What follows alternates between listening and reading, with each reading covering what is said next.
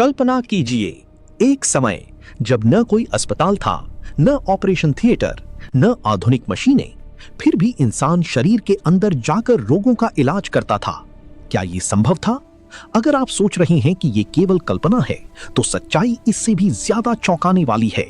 शल्य चिकित्सा यानी सर्जरी की शुरुआत हजारों साल पहले हो चुकी थी और इस अद्भुत ज्ञान के जनक थे महर्षि सुश्रुत।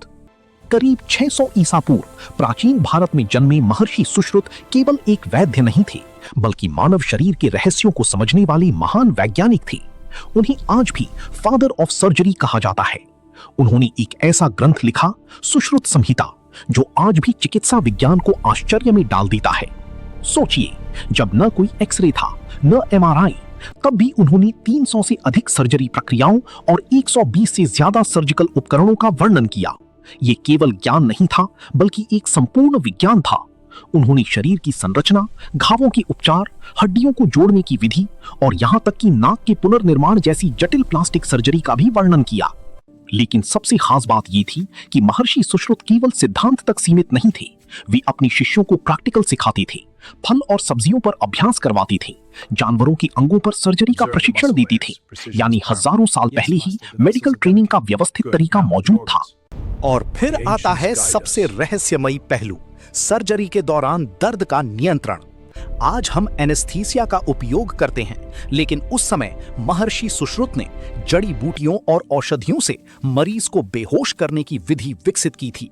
ये अपने समय से हजारों साल आगे की सोच थी। समय के साथ ये ज्ञान भारत से बाहर पहुंचा, पहले अरब देशों में, फिर यूरोप तक, और यहीं से आधुनिक सर्जरी की नींव पड़ी।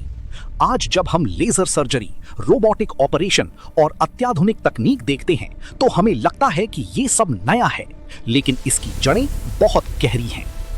तो क्या हम सच में आधुनिक हैं, या हम केवल उस ज्ञान को दोबारा खोज रहे हैं जिसे हजारों साल पहले लिखा जा चुका था? अगली बार जब आप किसी सर्जरी के बारे में सुने, तो केवल आधुनिक तकनीक के बारे में मत सोचिए। एक पल के लिए उस प्राचीन समय को याद कीजिए, जहां बिना मशीनों के एक महर्षि मानव शरीर के रहस्यों को समझ रहा था, महर्षि सुश्रुत। ये केवल इतिहास नहीं है, ये एक ऐसी विरासत है जिस पर आज का पूरा चिकित्सा विज्ञान खड़ा है।